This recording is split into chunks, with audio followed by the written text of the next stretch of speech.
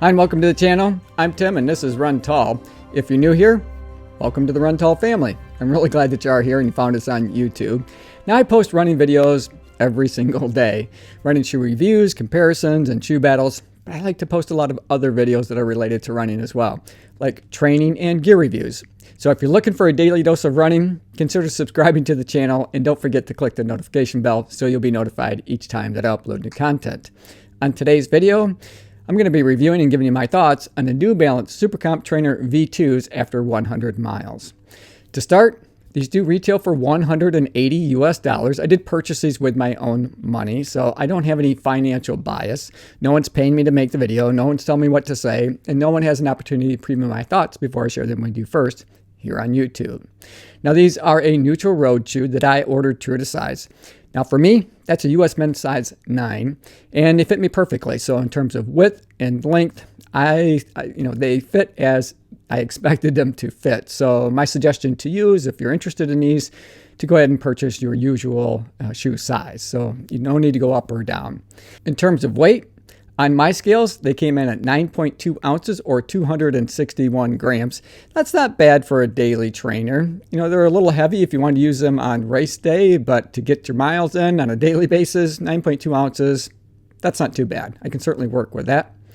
Now, these do have an engineered mesh upper. They're lightweight, breathable.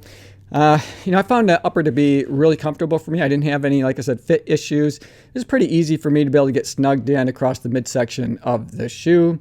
They have plenty of padding around the heel collar and the tab of the shoe as well. And it's a traditional type of padding, so it's not the race style, like bumper pads or anything along those lines.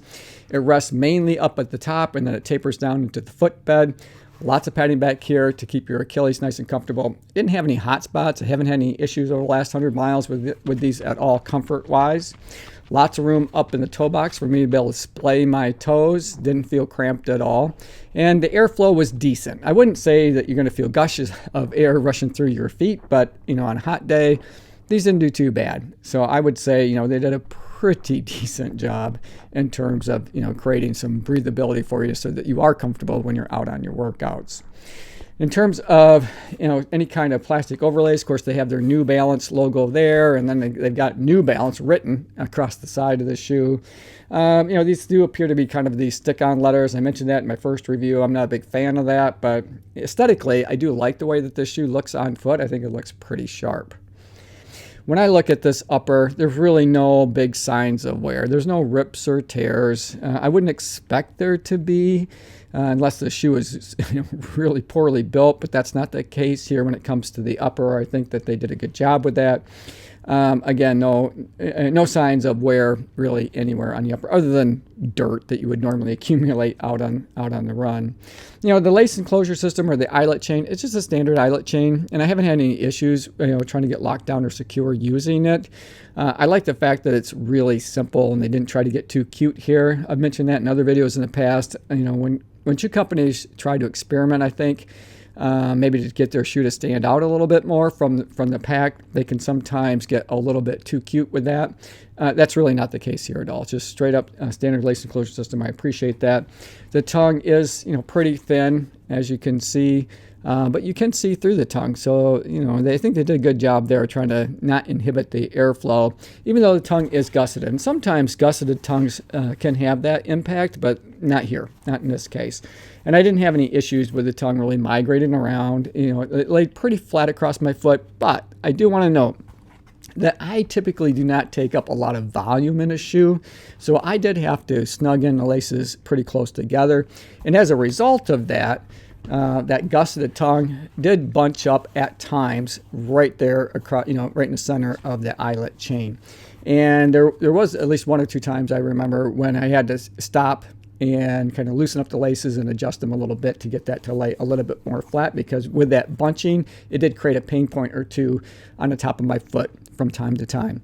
Nothing that was overly concerning, I guess, but something worth noting that, it is an issue that I did have with the tongue. Even though it's a really comfortable upper, sometimes I had to finesse it just a little bit. But that's, again, this is me, and I have a shallow foot and flat-footed, not a particularly wide foot. So again, I don't take up a lot of volume in a shoe. So you may not have that issue at all if your foot is more of a standard width, or you take up probably the more standard amount of room in an upper. But I don't, so that's just something I typically have to deal with, not just with the New Balance shoes, but with other shoes in general.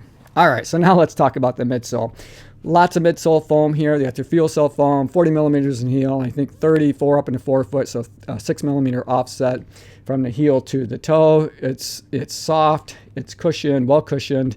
I like to use this shoe on my long run days, easy run days. It does have this carbon fiber plate. They call it their Energy Arc.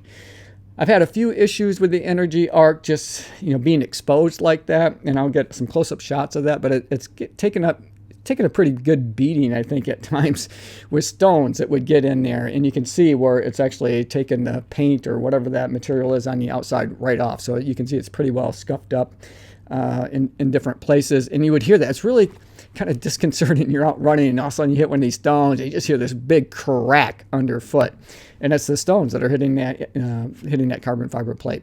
It's not, it's not just with the New Balance style shoes. Any shoe that has a cutout like that exposes a carbon fiber plate or any tech like that, you are subject, to stones hitting it. I guess the trade-off is they're using a bit less material, makes the shoe lighter.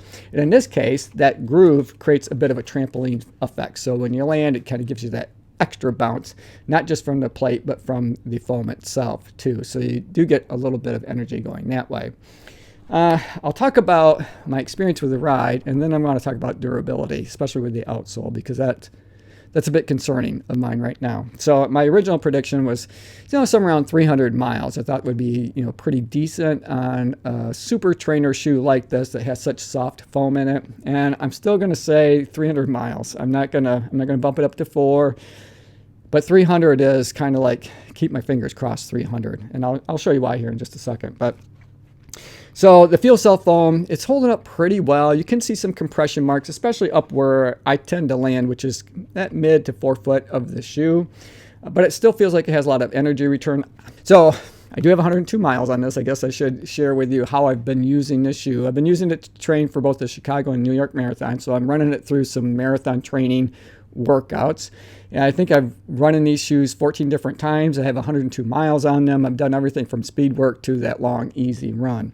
My sweet spot with this shoe is really the easy, long run. They do okay. I mean, it's a good all-around daily trainer. You can certainly pick up the pace on these.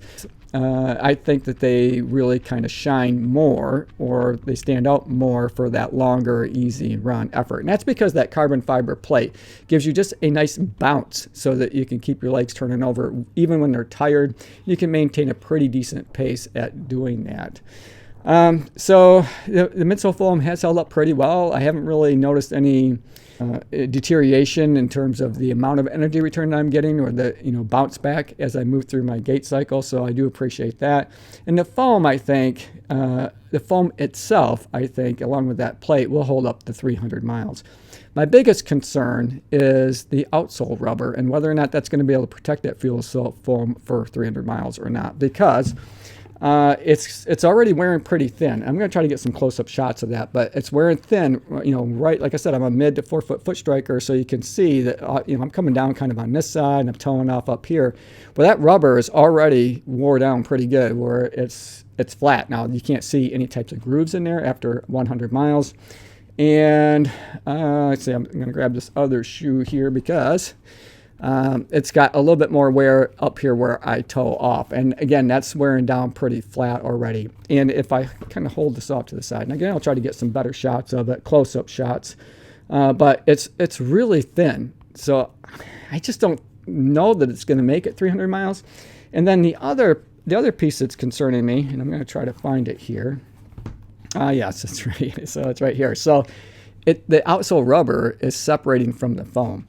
And I'll definitely get a close-up shot there, but you can see right there, well, probably not terrifically well, but you can see where it is coming loose off that midsole foam. So I don't know that it's going to make it 300 miles. I've got 100 miles in these already.